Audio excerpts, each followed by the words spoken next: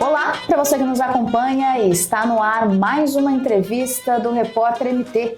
O convidado de hoje é o psicólogo, palestrante e escritor, um pouquinho de tudo, Afro Stefanini. Afro, seja muito bem-vindo ao Repórter MT. Um prazer tê-lo você aqui com a gente depois de tanto tempo. Sempre uma honra estar aqui nos estúdios contigo. Eu que agradeço, Karine, agradeço todos vocês do Repórter MT, que fazem da notícia um lugar de transformação, um processo de transformação social.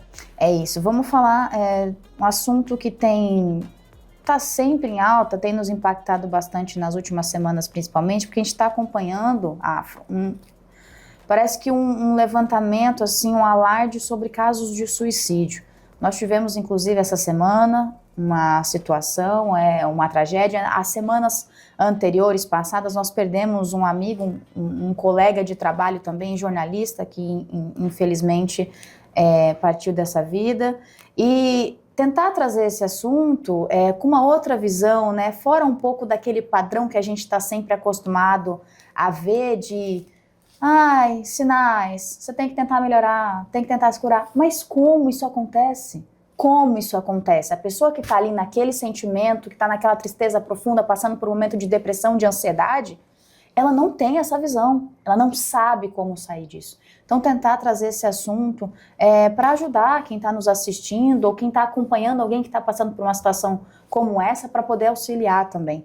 Eu peguei até uns dados aqui, Afro, se me permite. A Organização Mundial da Saúde, no último levantamento feito, ela mostrou que o Brasil registra cerca de 14 mil mortes por ano relacionadas ao suicídio. Ou seja, isso é uma média de 38 mortes ali, por dia. Com esses números tão altos, eu ainda vejo que o assunto parece meio que um tabu, sabe? Por que é tão difícil ainda abordar, falar sobre isso? Parece que ainda tem um pouco de barreira com relação a esse tema. É compreensível, né? Nós estamos ainda construindo uma sociedade em que as respostas, elas partem da análise das questões verdadeiramente estudadas, validadas, científicas, e questões como o suicídio, ele tem uma questão cultural muito grande, né? Existe sim um tabu do ponto de vista também de como o discurso da culpabilização sobre a questão do suicida é muito forte. Isso é religioso, isso é secular, é ancestral, né? Dentro da teologia, o suicídio ele é indicado como lugar onde a pessoa vai direto para o inferno, sim, por exemplo, né? Dentro da filosofia é indicado como um lugar onde a pessoa não teve a coragem de viver, não teve a força, não teve o estoicismo, né, para suportar os problemas da vida. Então, é óbvio que a visão sobre o suicida em si, ele é uma visão direcionada para uma pessoa fracassada, uma pessoa fraca, uma pessoa que não suportou como outras corajosamente. Mas é muito importante a gente recordar, Karina, que assim, o suicídio não é um objetivo. O suicídio não é uma meta. Ninguém acorda com, eu tenho uma meta hoje, eu vou me suicidar do ponto de vista de um objetivo de vida. Sim. Né? O suicídio, ele vai mostrando como a pessoa vai entendendo ou vai interiormente considerando que as escolhas estão diminuindo, as probabilidades estão arrefecendo, as possibilidades estão se fechando. Vai sobrando só aquilo. E vai ficando aquilo, só aquilo, né? E por incrível que pareça, o grave problema na questão do suicídio é quando a dúvida vai morrendo e vai virando uma certeza. A certeza de que aquilo é melhor para mim, aquilo é o que eu tenho que fazer. Mas tem uma questão muito interessante sobre isso. A pessoa que pensa em suicidar, ela, na verdade, não quer que a sua vida fosse ceifada. O grande problema é o gênero de vida que ela está vivendo. Ou, às vezes, o gênero de vida que ela escolheu, que deu consequências.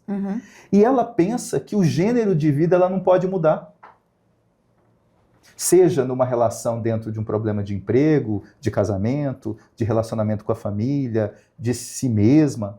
É uma ideia que ela acredita que esse gênero de vida não possa mudar. Mas o gênero de vida, ele não é fixo.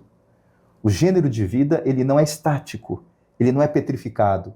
Gênero de vida é algo que está acontecendo e que a gente vai mantendo ou não vamos mantendo, vamos transformando ou não vamos transformando à medida que nós produzimos as escolhas.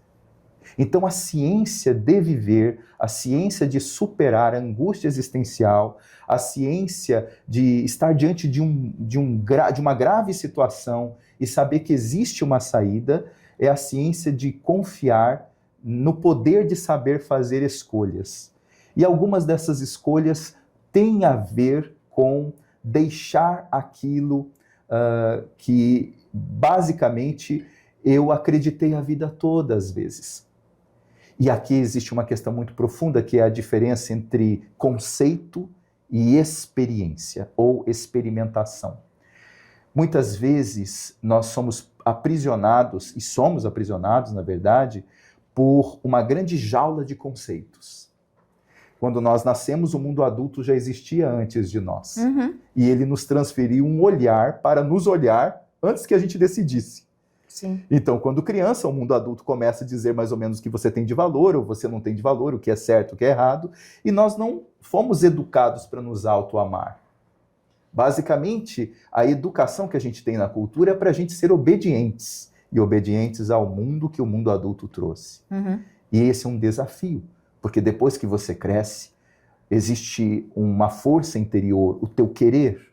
E o teu querer, ele precisa expressar porque ele vai gerar a tua originalidade. E a tua originalidade faz você se gostar, faz você se amar. Mas esse processo da pessoa não se gostar, não se amar, ou não ser capaz de dizer o que ela quer da vida dela, faz ela entrar num grande labirinto. E nesse labirinto ela se perde. Afro, eu fiquei pensando, você já trouxe alguns pontos, você pode até me corrigir se eu estiver errada, com relação ao que pode estar relacionado ou atrelado, por exemplo, ao crescimento desse número de suicídios que a gente vem acompanhando. Estou falando desse crescimento porque o Sistema Único de Saúde, o SUS, registrou um aumento de mais ou menos ali 25% no número de casos de suicídio e também de automutilação de 2014 até 2025, né, mais ou menos. Situações como pressão no trabalho, pressão social, esse fator cultural de, às vezes, agradar mais aos outros do que buscar o que realmente te agrada. Isso são pontos que podem estar relacionados ao crescimento desses dados, ou talvez esses casos já aconteciam antes, mas a gente pode estar mais em alerta, pode estar mais voltado para o assunto, e isso tenha trazido à tona mais esses casos. Quais fatores podem estar, na sua avaliação, podem estar relacionados a isso, a esse crescimento, esse aumento que a gente vem acompanhando? Então, veja, vamos entender a sociedade de um ponto de vista sobre a linha da sobrevivência e a linha da vivência. Olha que questão peculiar. Século XX, 1900 a ano 2000. Vamos colocar o 1901, ano 2001, que seja. Século XX. Um século extraordinário, repleto de invenções que seriam inimagináveis às pessoas de 1800, de 1900, no início de 1900, pensar sobre o que aconteceu no século XX. Transporte, comunicação. Saímos, por exemplo, do trem, um pouco antes, poderíamos dizer, saímos da carruagem e alcançamos a Lua em 100 anos.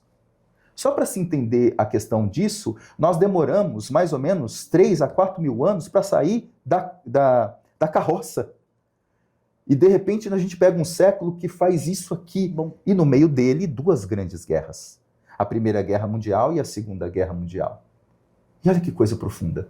Na Segunda Guerra Mundial, a gente criou, por J. Robert Oppenheimer, a bomba atômica. Sim.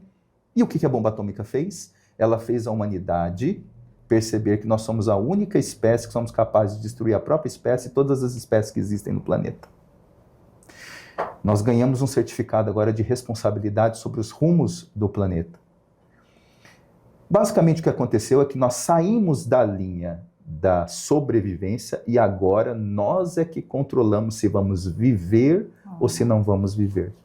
Mas do século XIX para o século XX, o nível de conforto aumentou muito. E o nível de tecnologia e acesso aumentou muito. E a criatura humana, nessa experimentação toda, ela foi levada a perguntar, mas e agora? Eu me conheço em séculos, eu me conheço em milênios, tendo que sobreviver. Sobreviver. E quando você tem uma linha mental de sobrevivência, você não vai pensar muito em suicídio. Porque a sua linha mental é tentar o pão de cada dia, tentar lidar isso em termos de humanidade, antropologicamente.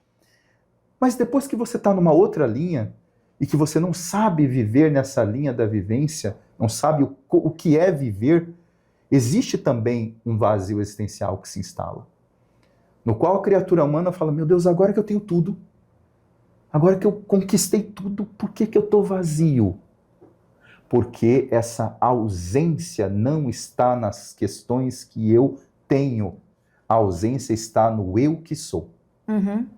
Então, antes de eu ser aquele que tem, qualquer coisa material, qualquer título, eu sou aquele que quero me tornar. E isso tem muito a ver com as virtudes, tem muito a ver com os valores. Então a gente percebe que hoje a humanidade, mais do que nunca, está sendo chamada a uma verdadeira reorganização de paradigmas sobre o ser que ela é, para ela verdadeiramente compreender que daqui para frente, nessa nova trajetória do século XXI, ela é chamada a caminhar com a mentalidade de vivência. E na mentalidade de vivência tem tudo a ver com autocuidado, autoconhecimento, autotransformação. E agora coloca para você, Karine, um detalhe mais complexo, a inteligência artificial. Uhum. Porque o ser humano, quando ele entende que o valor dele é só no fazer, e de repente ele criou algo que lembra os autômatos de Hefesto. Hefesto era o filho rejeitado de Hera, do Monte Olimpo. Uhum. Ela expulsou ele porque ele nasceu com defeito. Então ele cai, é criado por seres do oceano, vira o maior ferreiro do Monte Olimpo, cria o raio de Zeus e também cria os autômatos. Autômatos eram aqueles robozinhos que faziam tudo sozinho. Pois é, ninguém imaginaria que aquela mitologia de Hefesto estava falando da inteligência artificial dos tempos atuais. Sim. E aí eu pergunto para você, numa sociedade em que a criatura tem tudo à sua disposição e ainda tem alguém para fazer o que antes ele fazia, quem ele vai ser agora? Quem ele vai ser aqui? Quem sou eu? A grande pergunta. Harvard, por exemplo, agora está lançando gratuitamente cursos de filosofia. As grandes universidades estão lançando cursos. Por quê? Porque está na hora de voltar realmente. Nessa época em que todas essas questões se instalam, eu preciso voltar com a essência do que é ser humano, de quem sou eu. Por exemplo, a psicologia positiva trouxe uma descoberta fabulosa. A teoria do bem-estar. Na teoria do bem-estar, são 5 pontos da teoria do bem-estar. E entre esses 5 pontos que nós temos lá, eles chamam de PERMA, tá? Psicologia positiva. Então tem emoções positivas, aí nós temos meaning, que é causa, né? ou sentido da vida. Aí nós temos flow, aí nós temos superação ou realização, o engajamento que eles chamam, né? O flow é só uma técnica. Aí tem superação, é o outro ponto. E nós temos relacionamento positivo. Então, 5 pilares que deixam a humanidade bem, que foi a grande pergunta que o professor Martin Seligman abriu esse campo na psicologia positiva, trazendo um processo completamente inédito, porque a psicologia do século XX, ela teve o cuidado, e isso foi muito importante, de perguntar o que o ser humano tem de problema. Mas e o que o ser humano tem de positivo? O que faz a gente ficar bem? Porque pensa numa régua, Karine, aqui, minha mão como se fosse uma régua, e pensa que ela estendida assim, fosse assim a métrica de você bem, certo? Sim. Então aqui você está bem, você está leve, você está feliz, você está... De repente, para cá, vamos supor, aqui você já está melancólica, aqui você já está triste, aqui você já está depressiva, certo? Vamos supor. Aí eu faço a seguinte pergunta para você, tá bom, você está aqui, quando você está aqui, ó, melancólica ou depressiva, você quer ficar aqui? Não. Ninguém quer ficar aqui. Todo mundo quer voltar para cá. Não é um ambiente confortável. Isso tem um motivo. Porque nós não somos seres doentes que ficamos saudáveis de vez em quando. Nós somos seres saudáveis que ficamos doentes de vez em quando. Essa é a nossa natureza. E se essa é a nossa natureza, a grande pergunta deveria ter sido feita no começo, mas não foi. Existem discussões por que não foi. Mas hoje é feita essa pergunta. O que faz a gente ficar bem? O que te faz feliz? Pessoas, amigos, pessoas com quem eu possa me importar e se importam comigo. Então estudaram ele ali e estudaram eles, né? Não só um, mas vários, depois ali, quase no final da vida, nos dando uma informação valiosa sobre isso. Que relacionamento positivo cuida do ser humano, previne o suicídio. Dar a esses jovens a importância que eles precisam, dar a esses jovens o lugar de conversar, o lugar do afeto, dar a essas crianças o espaço para elas se frustrarem sim, dizer não. Mas é um dizer não, olha, não é isso que você quer, não é isso que eu vou te dar, mas saiba que eu estou do teu lado, tá? Eu estou aqui. Aí fizeram o inverso, acreditaram que amar o filho, amar a criança, é não deixar a criança se frustrar. Não, eu vou mostrar que eu amo ele, eu amo ela. Não, eles não podem sentir problema, não pode dizer não, porque o que será que ela vai pensar de mim? Se ela vai gostar de mim? Vai amar sim. Porque nós que lembramos dos nossos pais que de vez em quando davam uma chinelada, e aqui eu não estou apoiando a chinelada, tá? Não, sim, mas eu só quero dizer que nós continuamos amando eles muito. Sabe por que nós amamos? Mesmo aqueles pais, na metodologia que não é tão assertiva, mas é o que eles deram conta. Eu vou dizer por que nós amamos nossos pais, Karine. Porque eles não negociavam o afeto. Não deixavam a gente com dúvida disso. É tipo, eu faço o que eu faço, mas saiba aqui que eu amo você. Eu estou aqui. Precisou, eu estou aqui. E estava mesmo. Então, isso é fundamental para diminuir esse processo autodestrutivo, esse processo de chamar a atenção, porque as crianças realmente, e os jovens, eles, nesse mundo repleto de influencers e tal, a mídia do atencional ali muito grande, né, do show human, né? Você tem que ser um ser humano show em alguma coisa. Perfeito em tudo, vida perfeita, tudo acontece tudo bem, tá tudo certo sempre. Entendeu? E isso é complexo, porque nós temos aqui, você lembra hoje, né? O cinema, ele retrata muito as questões da vida real. Sim.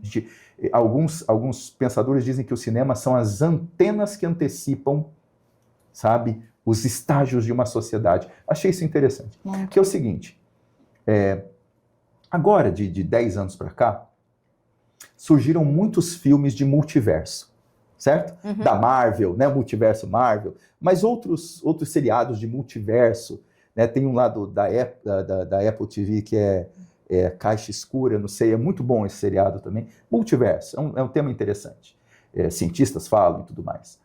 Que é o seguinte, está falando sobre o quê? Está falando sobre a possibilidade de existir outros universos, né? Outros eus vivendo outras vidas, enfim. Mas tirando se isso é verdade ou não é verdade, do ponto de vista psicológico, nós criamos um multiverso, que é o multiverso instagramável. Existe mesmo um multiverso. A vida que você mostra, a vida que você vive. Que você vive. Tem as duas vidas. Exatamente. E agora imagina isso na cabeça da criança que já nasceu nativa digital.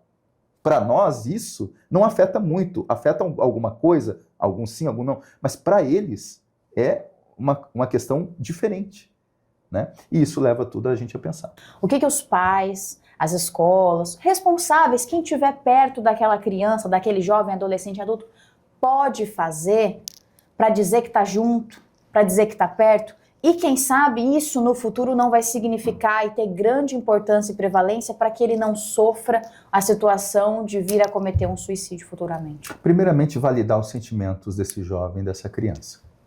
Né? Se a gente vai com o mecanismo do julgamento, a gente já cria barreira. Então a gente precisa validar primeiramente os sentimentos. Eu entendo o que você está sentindo. Considero que deve estar sendo muito desafiador para você. Segundo, mostrar para essa criança, para esse jovem, o cerne daquilo que realmente está prejudicando ela. Não, eu valido o seu sentimento, mas você percebe que assim, desse jeito, olha o que vai acontecer com você. Olha o que vai acontecer com pessoas ao redor de você. Existe muito mais do que só um problema que você está passando.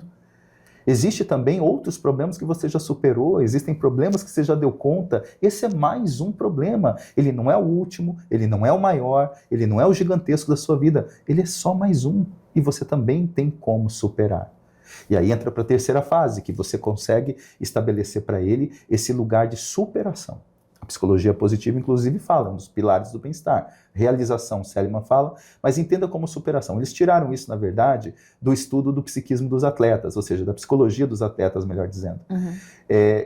E o quanto isso gerava nos atletas, quando faziam todo aquele trabalho de disciplina, né, para ganhar aquela medalha, o quanto isso gerava um estado de bem-estar nos atletas. E ele entrou também nesse pilar, toda vez, ou seja, do ponto de vista simples, né? Desistir não faz bem para a saúde. É o que a psicologia positiva descobriu. Desistir não faz bem para a saúde. Persistir faz bem para a saúde. Mas aí existe também um conflito. Mas, Afro, nem tudo a gente deve persistir? Não, existe uma diferença. Desistir e desprender. Desprender é outra coisa. Tá? Desistir é quando você tem todo o potencial, você até quer, você vê que vai ser o melhor para você, mas no meio do caminho você se boicota, aí você para. Afro, o que é desprender? Desprender é quando você fez todo o esforço, você deu o seu melhor, mas uma série de fatores, inclusive a sua exaustão, está dizendo, chega. Já deu, não aguento já mais. Já deu, larga, não é mais para você. Tem um conto aqui nesse livro que fala sobre esse processo. O Mestre do Equilíbrio, isso. Que é o Conto da Pedra. Eu vou ler rapidamente, ele não é grande, mas...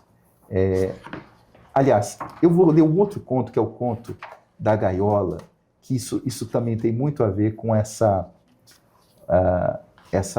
probabilidade de muita gente estar vivendo nessa gaiola, sabe, psicológica, e pensa que o suicídio vai ser a solução. Né? Esse eu acho que é o conto mais curto do livro, Karine. Ele diz assim, sobre o pássaro medroso, é o nome do conto. Certa vez, Tai-san sonhou que era um pássaro numa gaiola, aberta, e encontrava com o mestre Kyu. O mestre perguntou, o que está fazendo aí? Não vê que a gaiola está aberta? Ele responde, e o que vou fazer? Nunca vivi fora dessa gaiola. Aqui é o meu lugar. E aí o mestre diz, querido e triste prisioneiro, nunca te disseram qual é realmente a função das suas asas? E repentinamente, pegando o pássaro dentro da gaiola, o mestre que o leva até o precipício mais alto e diz, é hora de você descobrir quem é você de verdade. Tai-san, gritando, vociferando em pânico, diz, assassino, você vai me matar. O mestre Kyu, antes de soltar, diz, não. A verdadeira morte é viver uma vida inteira sem descobrir o que realmente você é capaz de fazer. Abandonar a vida que você pode construir é a pior forma de morrer. Ato contínuo, soltou o pássaro que, depois de passar o desespero mais agudo da sua vida, abriu as asas e descobriu verdadeiramente o seu propósito, voando no mais lindo céu do entardecer. Segurei para não chorar. A pior forma de morrer é abandonar a vida que você pode construir. E ele não fazia nem ideia da onde ele podia chegar e do que ele podia fazer, porque estava acostumado com aquela visão fechada, como se vivesse num cabresto, né? Isso. Ali, focado só naquela situação. Isso. Onde que fica a angústia da pessoa que pensa em se matar? Na ideia que ela não tem mais vida para construir. Que ela não tem mais nada o que fazer. Não tem mais nada o que fazer. Só que a angústia dela não é a da vida dela, é do gênero de vida. E o gênero de vida, nós mudamos. Como? Como nós mudamos o jeito de se relacionar com as pessoas. Como nós mudamos, então, de emprego. Como nós mudamos, então, de cidade. Podemos. Como nós mudamos, então, de uma religião. Não. Se essa religião, ou se essa ideologia religiosa está dizendo que eu sou tão ruim, que eu me sinto tão culpado, que eu me sinto tão para baixo, então eu deixo essa ideologia e fico comigo. Eu sempre fico comigo. Eu devo sempre optar ficar comigo. Em qualquer desafio, em qualquer problema que exista, eu devo sempre optar em ficar comigo. Porque se eu fico comigo, eu recomeço. Se eu fico com a opinião que me deram, se eu fico com o julgamento que me ensinaram, eu me destruo. Mas se eu fico, exatamente, mas se eu fico comigo, eu recomeço. Isso me fez pensar, até vendo esses casos que a gente tem repercutido e tem acontecendo, na questão da solidão. A solidão é um fator realmente impactante para a pessoa vir a cometer o suicídio? Por que eu estou pensando isso? Quando a gente vê um caso desse, que ganha repercussão na mídia, que a gente conta essas fatalidades, o primeiro pensamento, o primeiro julgamento e muitos comentários que a gente vê nas redes sociais mas tinha esposa, mas tinha filhos, mas tinha pais, mas tinha amigos, tinha namorada, seja lá quem for. Tecnicamente a pessoa não está sozinha, está acompanhada. Mas ainda assim, o fato dela estar acompanhada, ela se sente sozinha ao ponto dela cometer o que ela fez. Que pergunta Como genial. funciona isso? Genial. Vamos entender duas coisas juntos. Estrutura e dinâmica. Certo. Tá? Casa. Casa é uma estrutura. Lar é dinâmica. Tem gente que tem casa, mas não tem lar. Não tem lar. Tem gente que tem casa e tem lar. Tem gente que tem lar, mas não tem nenhuma casa. Casamento. Casamento é estrutura. Relacionamento é dinâmica. Tá? Diploma. Diploma ou profissão é estrutura.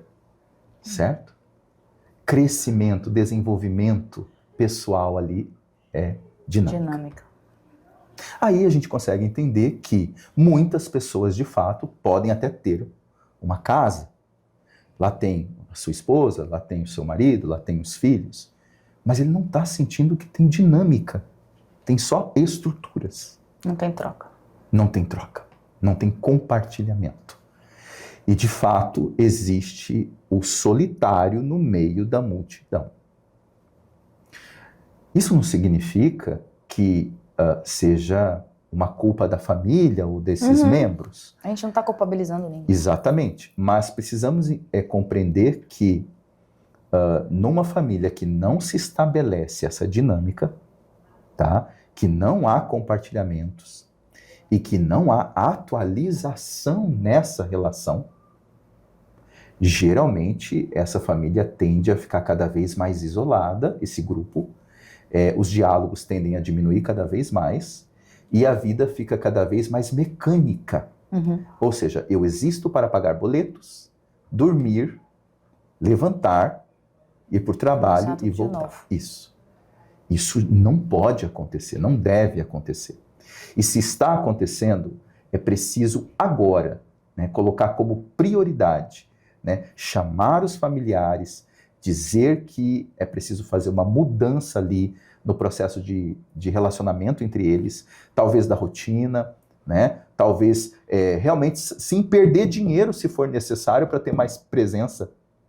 Porque é o paradoxo, mas eu tenho que manter minha família, manter sua família.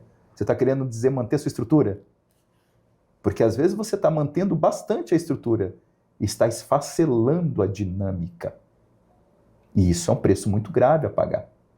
E aqui é um desafio.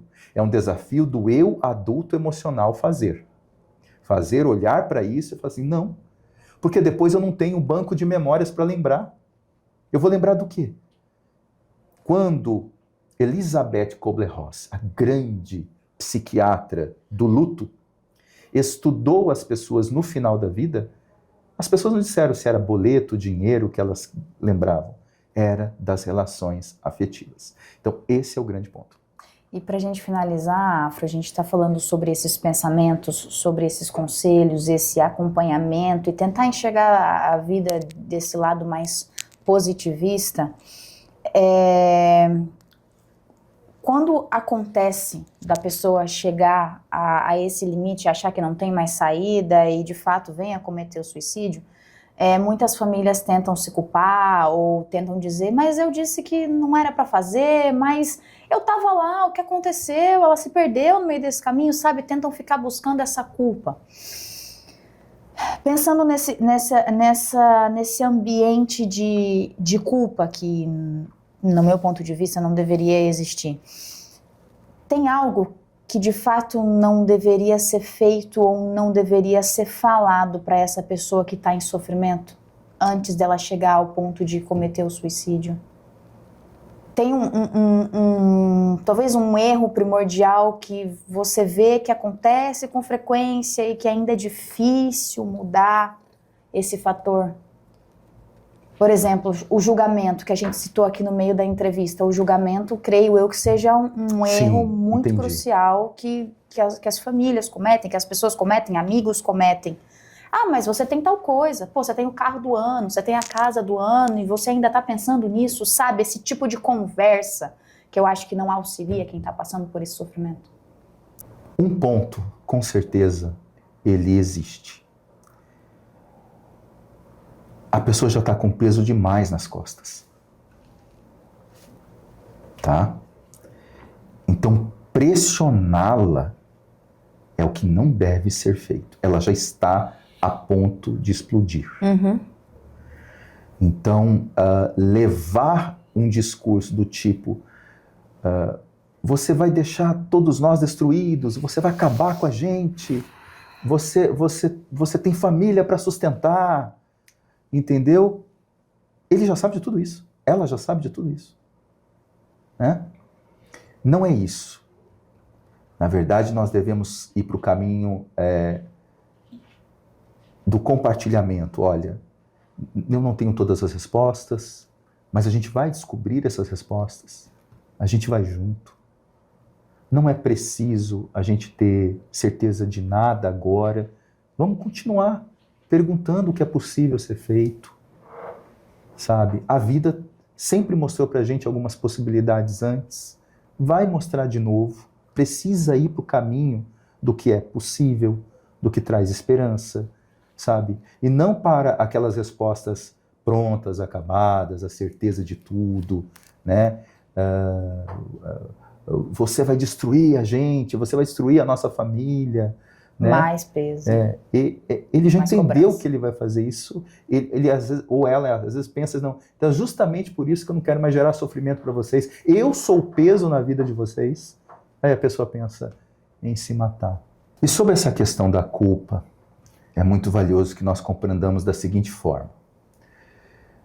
Para os familiares que ficam depois do suicídio, né, desse ente querido, é muito desafiador lidar com a vida daqui para frente.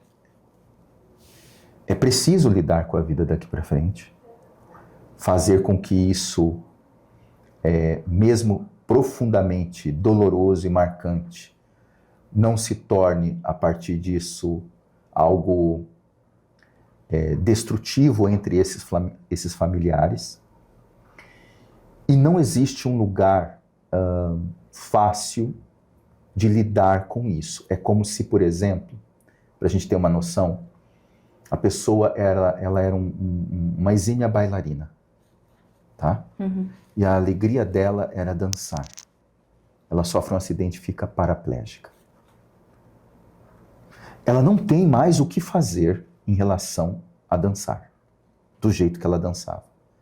Ela vai precisar reconstruir a vida com a presença daquela dor, mas não significa que ela não vai encontrar novas formas de gostar da vida, tá? E novas formas de gostar de outras pessoas, de si mesma, certo? E de ampliar. Mas aquele amor para aquela pessoa, daquele jeito e aquela dor é único. É único, não tem como. Mas é agora um reorganizar do que pensar sobre si mesmo daqui para frente. Ou seja, não tem como nós estabelecermos que essa pessoa não vá sentir mais ou menos afetada durante a vida toda por causa de um ato desse. Não tem como prever. Mas existem muitos casos das pessoas que conseguem colocar a partir disso um propósito. E esse propósito significa muito, porque a pessoa ela reorganiza a vida dela a partir de um propósito, geralmente fazendo alguma coisa que amplia a vida dela, ajudando as outras pessoas. Geralmente é assim que muitos deles relatam o lugar de alívio que eles conseguiram encontrar. A gente fala muito sobre escolhas, né, Afro, o tempo todo durante a entrevista, é sobre o pensamento de novas escolhas, novas descobertas, novos caminhos. As frustrações acontecem o tempo todo, a todo momento, minuto por minuto. A gente pode estar aqui agora, a entrevista linda, maravilhosa, deu tudo certo, talvez o áudio não tenha pegado bem, ou talvez eu tenha errado durante a entrevista. Isso é uma frustração e pode acontecer outras vezes, e a gente vai passar por cima disso. E é muito esse pensamento que a gente tenta trazer para auxiliar, para ajudar, para quem está assistindo, quem está ouvindo, poder direcionar também aquela pessoa, ou se direcionar. Se você está passando por isso, você consegue entender o que a gente está falando e pensar, você já passou por situações talvez mais difíceis e mais desafiadoras do que essa, eu imagino. A perda de alguém, a perda de um sonho, de um emprego, de uma oportunidade que você não imaginava, o afastamento de uma pessoa que você gostava muito, infelizmente aconteceu, não tem como você voltar atrás, mas é um processo, e todo processo requer esse cuidado. Afro, queria te agradecer pela entrevista. Obrigado. Agradecer por esse presente, obrigado mesmo. A gente vai deixar também as redes sociais aqui, para vocês que quiserem acompanhar o Afro, ele tira muitas dúvidas, traz muitos esclarecimentos lá também. Obrigado mais uma vez por essa entrevista, por tudo que a gente falou aqui, Afro. Eu que agradeço a vocês do Repórter MT, sempre trazendo aquilo que realmente é necessário para fazer a nossa sociedade ficar cada vez mais esclarecida e transformada. Muito obrigado. E assim chegamos ao fim de mais uma entrevista. Esses e outros conteúdos você confere no site repórtermt.com. Até a próxima.